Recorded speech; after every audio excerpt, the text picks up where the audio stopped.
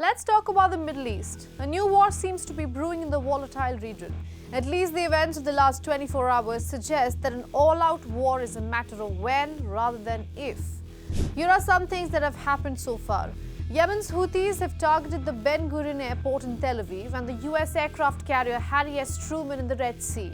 Israel has bombarded Gaza for 8 straight days, and an intelligence leak has revealed US's elaborate plan to eliminate Houthi stronghold in Yemen.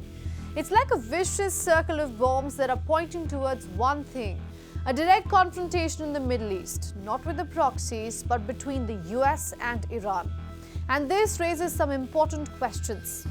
Is the US-Iran war inevitable? Is Netanyahu pushing Trump to attack Iran? Will anti-US nations support Iran in case of a war? Will launching a war on Iran backfire on the US? I'm Ananya Dutta. Welcome to Grey Zone.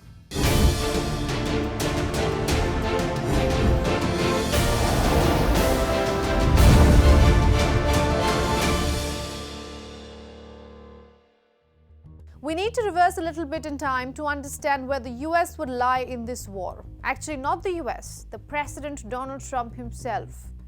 The pro-Israel lobby practically made Trump's journey to the White House possible. And it's all tied to AIPAC, the American Israel Public Affairs Committee, a group that is more hawkish than Trump's Gaza plan. In total, AIPAC spent $45 million in the 2024 elections.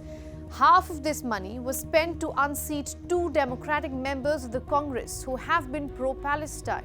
While it's not known exactly how much was spent on Trump specifically, there is one family that became his 3rd biggest contributor in the campaign: the Adelson family.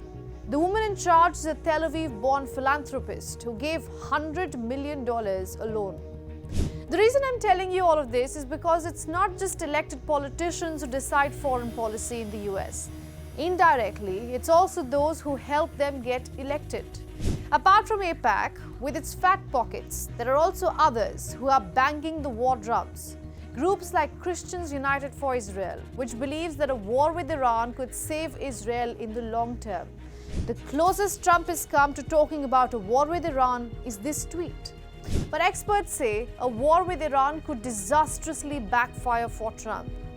However, before we get to that, let's first explain why we are saying a war may be imminent.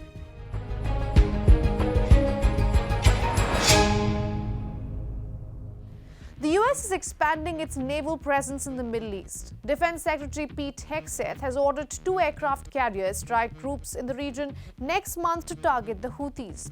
Now, on the other hand, the Iranian Revolutionary Guards Corps says that it's ready for an attack. There is also the Soleimani hangover. One of the last signatures spent by Donald Trump in the last term was the assassination of Major General Qasem Soleimani. So while a direct confrontation is still a distant possibility, another proxy war seems to be highly likely. And this is where Israel comes in. Benjamin Netanyahu has long considered Iran as Israel's primary threat and has tried for decades to get the US to attack Iran. Remember, the Prime Minister was a leading figure pushing the United States to invade Iraq in the lead up to 2003. Israel seems to be doing the same with Iran, often taking permission to directly hit Tehran or urging Washington to do so on its behalf. In 2008, Tel Aviv asked President George W. Bush for a green light to bomb nuclear sites in Iran, a request that Bush rejected. In 2013, Netanyahu asked President Barack Obama to strike Iran's nuclear installations during his first presidential visit to Israel, but Obama rejected it. In 2015, Netanyahu addressed a joint session of Congress and urged legislators to block the nuclear deal with Iran. But soon, JCPOA was signed in consensus. So Netanyahu was overly excited when he found a like-minded critic like Trump in the White House. He extended the tag of Israel's greatest friend and reached Washington with all his requests that were earlier rejected.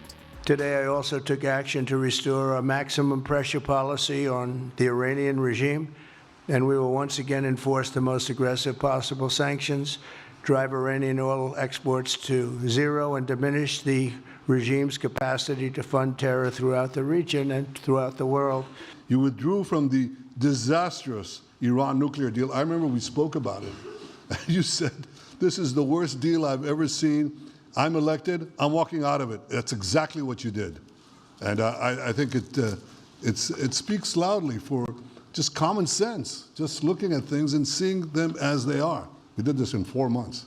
Nothing happened for a quarter of a century. Now Trump has to choose: stop his closest ally from striking, or risk having the US sucked into a new conflict.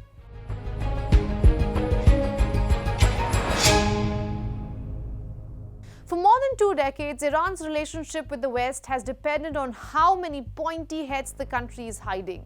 Nuclear weapons, in other words. Tehran has consistently maintained that it does not seek a weapon of mass destruction. But times have changed in the Middle East. Iran now says its attack on its soil will follow a quote-unquote devastating retaliation. Now, if this means nukes will be used or not, that's left ambiguous. We think on purpose. Iran has been in a proxy war with Israel. United States are in the Middle East. But its octopus arms that it used to squeeze Israel with have been cut off recently.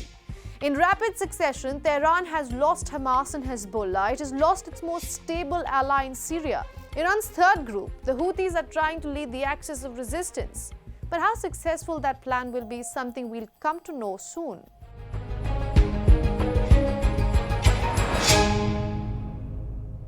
The structure of world politics is evolving in ways that challenge American global power more than at any time since the end of the Cold War.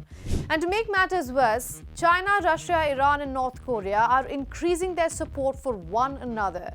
And if this bonhomie extends to the Middle East, Trump needs a brand new strategy for it, because individual foreign policies will cease to exist. China, Russia, Iran and North Korea are now often viewed as an aligned group. However, cooperation among them have almost been entirely bilateral. And what should worry the US is that there are signs of them converging in Iran. China is Iran's largest trade partner and the largest market for its oil exports. Iran and Russia's military cooperation goes back to Syria and extends to the war in Ukraine. Meanwhile, North Korea sells some inexpensive weapons to Iran's proxies in the Middle East. So the worry isn't unfounded. I believe their ultimate goal is to have Russia dominate Central and Eastern Europe. I believe their ultimate goal is to have Iran dominate the Middle East.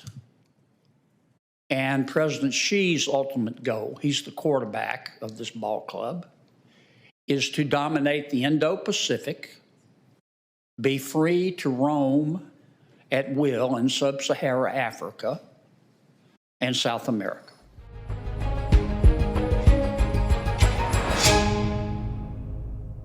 Americans haven't seen a war up close. Since the Civil War, US wars have been fought far away from its borders. Even during the World Wars, though American families faced personal losses, the nation did not endure widespread suffering. Iranian leadership understands this disconnect. The US stock market is a tempting target. In 1929, at the start of the Great Depression, just 2.5% of Americans owned stock. Today, about 61% of US adults own shares through private accounts, pension schemes, or retirement plans. So given the US economy is already strained and consumers are over-leveraged, large external shock could push it into a deep recession. Stock markets would plunge, wiping out pension savings and private wealth. And in a personal blow, the Democratic Party could retake both chambers of Congress in the aftermath of a war.